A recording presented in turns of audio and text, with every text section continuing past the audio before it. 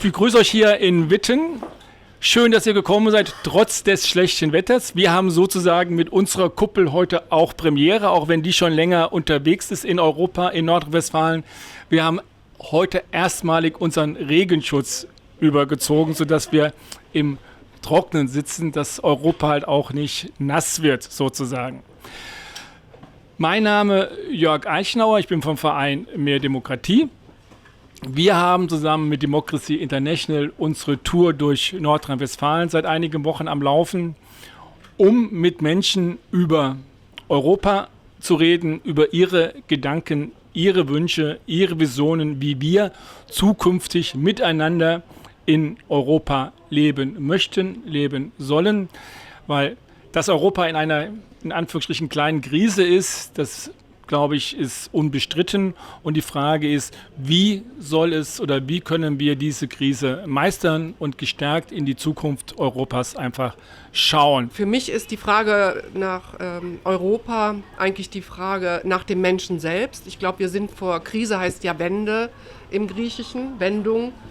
Das heißt, wir sind wirklich vor einer grundsätzlichen Wende, dass wir einen Freiheitspunkt erreicht haben, von dem aus das Recht jetzt von jedem Menschen ausgeht und nicht mehr nur von oben durch die Parlamente. Und deswegen brauchen wir Instrumente der direkten Demokratie überall, auf allen Ebenen. Es geht um Selbstverwaltung, um Mündigwerden, also dass wir sozusagen uns befähigen, Entscheidungen selbst zu treffen. Und das ist ich denke, das ist der Auftrag Europas, diesen Impuls hier auszuarbeiten. Wie kommen wir im demokratischen, staatlich-politischen Leben zu einer Selbstorganisation, aber wie kommen wir auch im sozialen Bereich, nämlich wenn man sozial noch ein Stück weiter denkt und vielleicht gar nicht mehr den Gegensatz gelten lässt von Wirtschaft und Sozial, sondern eigentlich zu dem Selbstverständnis kommt, ja, Wirtschaft kann ja überhaupt nichts anderes sein, als alles das hervorzubringen, was wir für unsere Bedürfnisse und für unser Gemeinwohl brauchen. Also wie können wir uns quasi selbst behaupten und selbst bestimmen und sagen, ja, wir wollen eine Wirtschaft aufbauen, die synonym ist mit sozial. Ja? Gemeinwohl und Wirtschaft kann überhaupt gar kein Gegensatz sein. Und dafür, das ist zum Beispiel, was wir machen mit der Europäischen Kreditinitiative, dafür eine konkrete Regelung vorschlagen und das versuchen wir jetzt vorzubereiten, durch eine europäische Bürgerinitiative ins Spiel zu bringen. Also den demokratischen Weg, den wir schon haben, nämlich über eine europäische Bürgerinitiative 1 Million Unterschriften von Bürgerinnen und Bürgern in möglichst vielen Ländern Europas zusammenzubringen, um dafür Bewusstsein zu wecken und auch wenn man noch nicht die Hoffnung haben kann, dass in den heutigen Verhältnissen das sofort fruchtet, aber wir treten dann als selbstbestimmte Bürgerinnen und Bürger auf und nicht als Pedenten oder als die sich irgendwie an eine Obrigkeit wenden. Und das ist, glaube ich, auch, was der Geist sein sollte von einer europäischen Bürgerschaft, dass wir die Verantwortung, dass wir verstehen, wir sind selbstverantwortlich. Also, dass sich was ändern muss, ist ja klar, finde ich. Ich würde auf ein paar Aspekte gerne kurz eingehen, weil ich glaube, wenn wir diesen Dualismus aufmachen, Wirtschaft und die Menschen, soziale Gerechtigkeit ist ja das Thema, können wir auch vielleicht ganz knapp vorbeischießen. Denn meiner Erfahrung nach, was vor allem die Kommission, die ja das Gesetzesvorschlagsrecht hat, ideologisch treibt, ist eine liberale Wachstumsideologie, die sie aber sozial begründet, nämlich mit Jobs and Growth. Also Arbeitsplätze und Wachstum oder Arbeitsplätze durch Wachstum.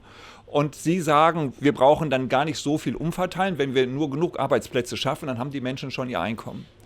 Also die wollen auf diese Umverteilungsebene eigentlich gar nicht runter, weil sie sagen, eine prosperierende Wirtschaft dient dem Einzelnen.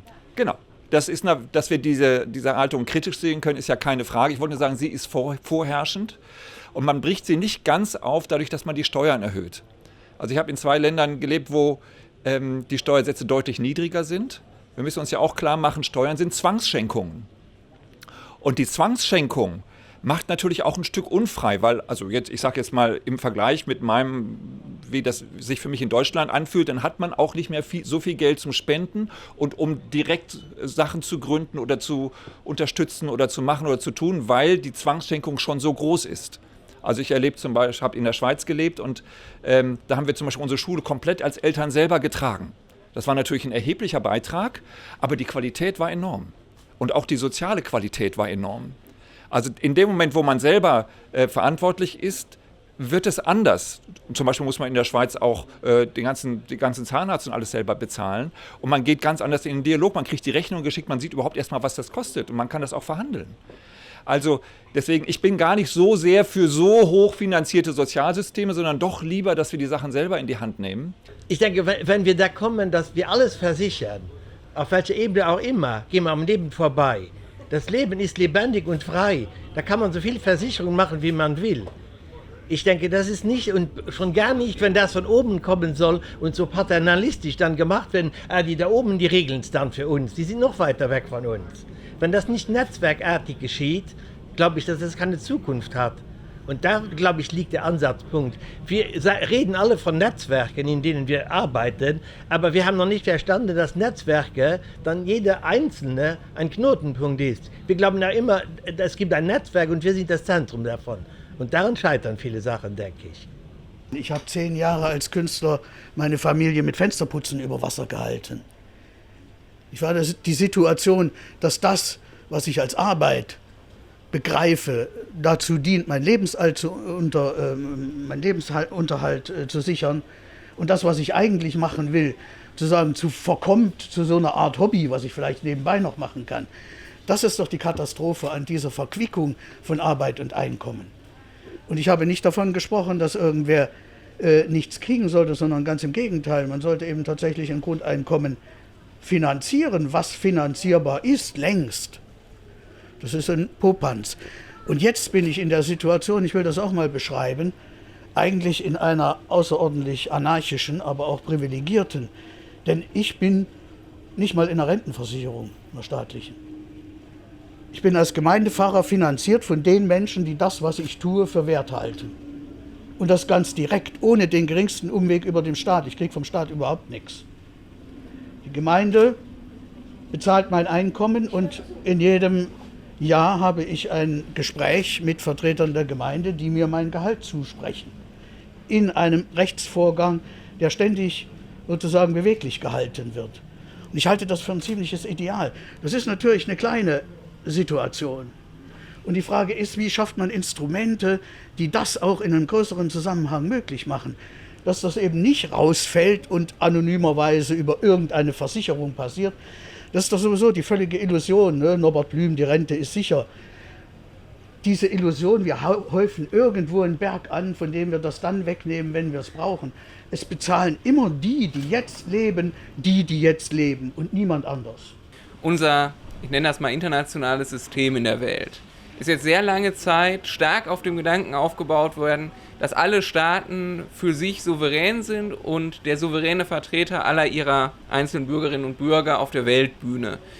Aber das ist halt ein sehr anarchisches System. Starke Staaten können schwache Staaten rumschubsen und dürfen das auch, weil sie sind halt souverän und keiner kann ihnen Regeln vorschreiben. Also die internationale Gemeinschaft kann nicht sagen, wir haben Regeln für das und alle Staaten müssen sich dran halten, wegen dem Souveränitätsprinzip. Und ich glaube, die EU ist das einzige Modell, das es derzeit real gibt auf dieser Welt, wo es Ideen gibt, wie man Staaten auf friedliche Weise dazu bringen kann, sich einem gemeinsamen Regelwerk anzuschließen.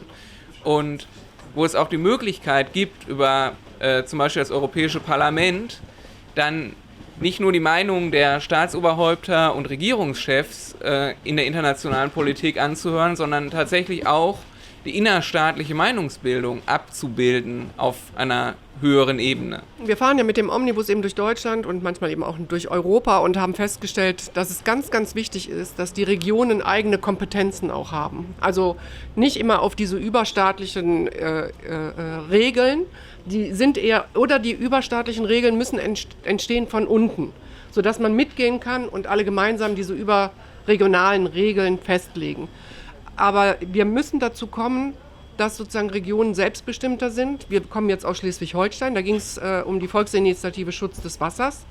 Die wollen, dass in Schleswig-Holstein kein Fracking stattfindet und das muss auch so sein. Oder nimmt man Mals oder andere Regionen, da sind schon viele Initiativen zugange Und ich denke auch, dass wir viele Initiativen schon haben für die Bundesebene, Waffenexport verbieten oder sonst irgendwas. Wir müssen uns nur mal jetzt in die Lage versetzen, auch mal zu gehen, nicht immer nur zu reden, sondern wir brauchen ein Instrument, womit man jetzt ganz konkret auch was umsetzen kann. Und das geht nicht. Und diese Politikverdrossenheit und dieses Abgehängtsein, das ist ganz normal. Oder dieser Frust gegenüber einer Fremdbestimmung, mit der man sich nicht mehr identifizieren kann. Also nach neuesten Umfragen, glaube ich, es waren 75%, die überhaupt noch den Politikern zutrauen, wirkliche Lösungen für die Zukunft zu haben.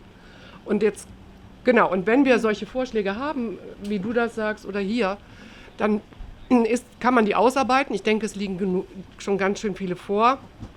Und es wäre halt gut, wenn man jetzt mal seine Angst überwindet, dass sozusagen der andere nur mitstimmt. Das ist ja das große Drama, also in der Demokratie, dass wir uns gegenseitig unsere Mündigkeit nicht zusprechen, sondern sagen, der Nachbar, wenn der mitstimmt, dann will ich das gar nicht. Und dass wir sozusagen dazu kommen, zu einer gemeinsamen Abstimmung. Also, dass wir uns gegenseitig wertschätzen und sagen, auch wenn du noch nicht alles weißt, ich weiß auch nicht alles, und wir können uns Schritt für Schritt in diese Richtung miteinander befähigen. Und ich glaube, das können wir jetzt. Also wir haben die Kraft des freien Urteils. Das ist eben anders als noch vielleicht vor längerer Zeit. Also ich habe heute, ich weiß gar nicht, ich habe jetzt nicht mitgezählt, 5., 6., 7. Dome Talk mitgemacht. Und jedes Mal denke ich mal, das war heute der Beste. Also es wirklich sind so wunderbare Gespräche und ich bin so froh, dass das aufgeht, dass wir unter diesem Dach, wo ja quasi das Dach schon ein Bild dafür ist, wie eine zukünftige Gesellschaft sein muss, nämlich die Statik entsteht durch das Zusammenkommen und Zusammenwirken vieler Elemente und vieler Menschen und nicht einige wenige Säulen tragen die ganze Last und sind allein dafür verantwortlich. Und die Frage war, wie geht es weiter? Wir haben jetzt noch einige Dome Talks in unserer Nordrhein-Westfalen-Runde. Wir werden dann in der 2. Jahreshälfte eine Österreich-Tour haben zur Ratspräsidentschaft. Da beginnen wir in Wien, sind dann in Salzburg. Dann treffen wir den Omnibus für direkte Demokratie an der Grenze zu Südtirol, Italien, Österreich, am Brenner, diese historische, schicksalsträchtige Grenze, und sprechen da über Europa. Dann werden wir am 4-Länder-Eck Bodensee sein. Dann fahren wir nach Rom zum Global Forum on Modern Direct Democracy. Und wir haben schon Planungen für weitere Länder in Europa. Also die Sache geht weiter. Und ich möchte die Runde, die anwesenden Menschen hier bitten, begleitet das weiter, haltet euch informiert, helft mit, das aufzubauen. Das sind ja auch finanzielle Erfordernisse, die man dafür hat, um so ein Projekt vorwärts zu bringen. Und dann, glaube ich, kann das wirklich was sehr Schönes werden.